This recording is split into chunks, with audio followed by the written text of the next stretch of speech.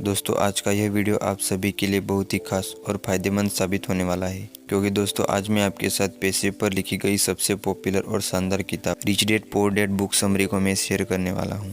यह उन लोगों के लिए सबसे उपयुक्त है जो आर्थिक रूप से साक्षर बनना चाहते हैं और पैसे कमाने के संबंधित गैप्स को फिल करना चाहते हैं जिसे हमारी शिक्षा प्रणाली नहीं कर सकती। दोस्तों दुनिया में किसी भी इंसान को आर्थिक आज़ादी हासिल करने के लिए उसके आर्थिक शिक्षा का मजबूत होना सबसे ज़्यादा ज़रूरी होता है। विशेषज्ञों की अगर माने तो आर्थिक शिक्षा को बढ़ाने का सबसे अच्छा तरीका है किताबों को पढ़ना।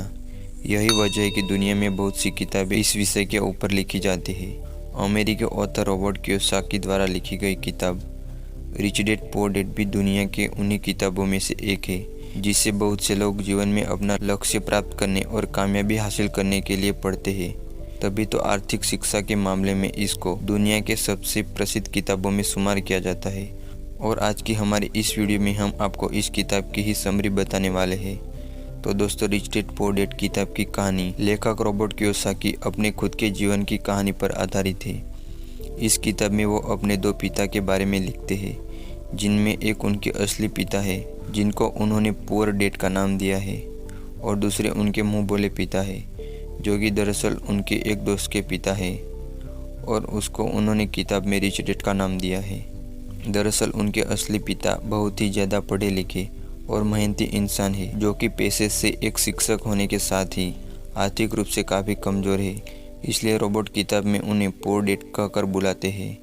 वहीं दूसरी तरफ उनके मुंह बोले पिता सिर्फ 8वीं क्लास तक पढ़े हैं, लेकिन आर्थिक शिक्षा मजबूत होने की वजह से वो अपने शहर के सबसे बड़े और सबसे अमीर बिजनेसमैन में शुमार किए जाते हैं, इसलिए रॉबर्ट किताब में उन्हें रिच डैड कहकर बुलाते हैं। इस पूरी कहानी में रॉबर्ट के रिच डैड उन्हें उनकी ज़िंदगी के अलग अलग पड़ाव पर 30 साल तक 6 ऐसी अहम शिक्षा देते हैं जो कि जीवन में कामयाबी हासिल करने और अमीर बनने और हमेशा अमीर बने रहने के लिए बहुत ही ज़रूरी है।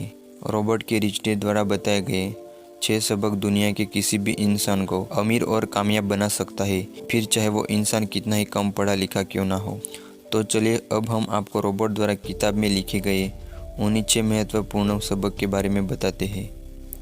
लेसन नंबर 1, अमीर लोग पैसे के लिए काम नहीं करते।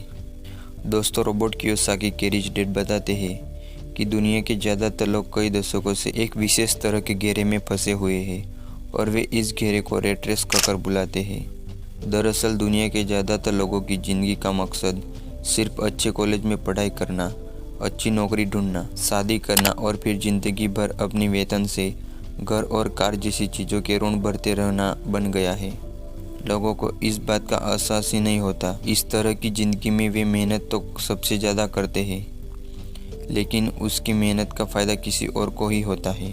असल में बहुत से लोग इस रेट रेस का हिस्सा बनकर नाखुश भी होते हैं, लेकिन फिर भी अपने मन के डर, लालच और जिम्मेदारियों की वजह से मजबूरी में इसका हिस्सा बने रहते हैं। रिच डैड कहते हैं कि इंसानों को सबसे पहले अपने डर को ख़त्म करके इस रेट रेस से बाहर निकलना चाहिए और फिर कुछ ऐसा करना चाहिए जिसमें आप पैसे के लिए काम ना करें बल्कि पैसा आपके लिए काम करें। वह पुरानी कहावत है कि पैसा ही पैसे को खींचता है। ठीक उसी तरह आपको भी अपने जीवन में कुछ ऐसा करने की ज़रूरत है जिसमें कि आपका पैसा ही आपको कमा कर दे। लेसन नंबर 2, पैसा बनाने से ज़्यादा ज़रूरी है पैसा रख पाना। दोस्तों दुनिया में आपको ऐसे बहुत से खिलाड़ी और सेलिब्रिटी देखने को मिल जाएंगे जो कि एक समय तो काफ़ी अमीर हुआ करते थे, लेकिन आज उनके पास कुछ भी नहीं है। असल में लोग इस तरह अमीर से गरीब इसलिए हो जाते हैं क्योंकि उनमें आर्थिक शिक्षा की कमी होती है, यानी उनके अंदर पैसे को बनाए रखने और उसे बढ़ाने का हुनर नहीं होता। रिच डैड इस आर्थिक निरक्षरता का उदाहरण देते हुए कहते हैं कि पूरी दुनिया में घर एक एसेट्स माना जाता है, जबकि उनके अनुसार घर कोई एसेट्स नहीं है बल्कि एक लायबिलिटी होता है, क्योंकि एसेट्स तो वो होता है जो आपके पैसे को समय के साथ साथ और भी ज़्यादा बढ़ा दे, जबकि घर के मामले में आपको कई सालों तक उसकी ईएमआई और लोन चुकानी पड़ती है, जिसके चलते आपकी जेब में पैसा आता नहीं बल्कि सिर्फ जाता है। यानी रिच डैड सिर्फ उन चीज़ों को एसेट्स मानते हैं जो कि आपको घर बैठे पैसा कमा कर देती है। वे लोग कहते हैं कि अमीर बनने के लिए सिर्फ पैसा कमाना ही काफ़ी नहीं होता, बल्कि पैसे को कमा कर उसको मेंटेन और ग्रो कैसे किया जाए यह सीखना सबसे ज़्यादा महत्वपूर्ण होता है। लेसन नंबर 3, अपनी नौकरी के साथ साथ अपने व्यवसाय में उतरे।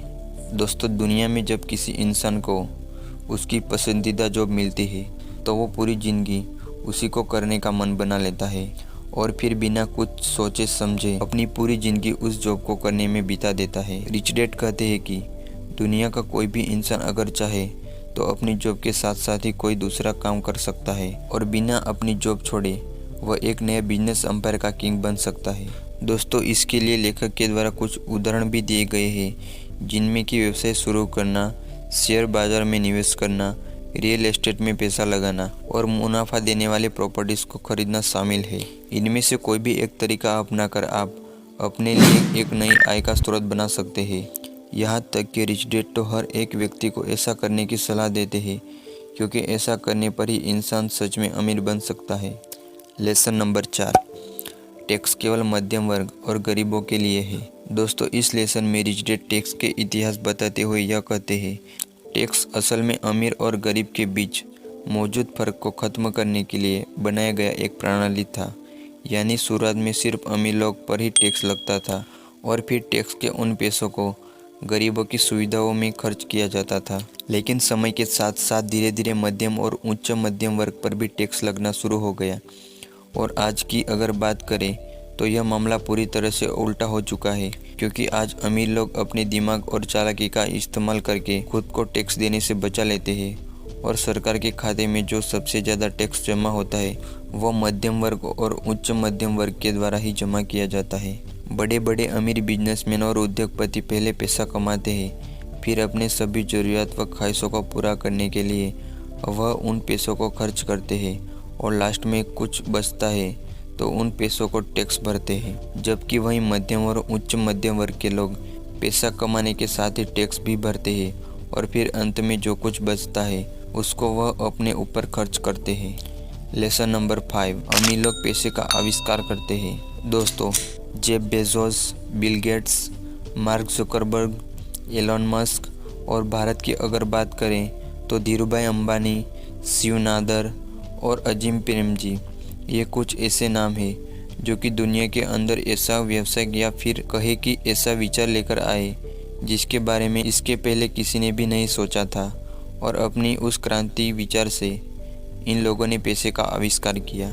इससे पहले कि मार्केट में मौजूद किसी भी अवसर को कोई और व्यक्ति ढूंढ पाता, इन लोगों ने उस अवसर को खोजा और उस पर तुरंत ही कार्य किया। इसलिए कहा जाता है कि इन लोगों ने पैसा कमाया नहीं बल्कि उसका आविष्कार किया, क्योंकि यह दुनिया में उन चीज़ों को लेकर आए जो कि यहाँ पहले से मौजूद नहीं थी। इसी तरह आपको भी सिर्फ पैसा कमाने के बारे में नहीं बल्कि पैसे को आविष्कार करने के बारे में भी सोचना चाहिए। लेसन नंबर 6, अमीर हर समय सीखते हैं और जानते हैं कि अपने विचारों को कैसे उपयोग में लेना है। दोस्तों, अमेरिका में ना जाने कितने ऐसे लोग मौजूद हैं जो कि मैकडोनाल्ड के ही प्राइस में उससे कहीं ज़्यादा बेहतर बर्गर बनाकर बेचते हैं, लेकिन अपने किसी प्रोडक्ट या आइडिया को बड़े स्तर पर किस तरह से बेचा जाता है इसकी समझ हर इंसान को नहीं होती।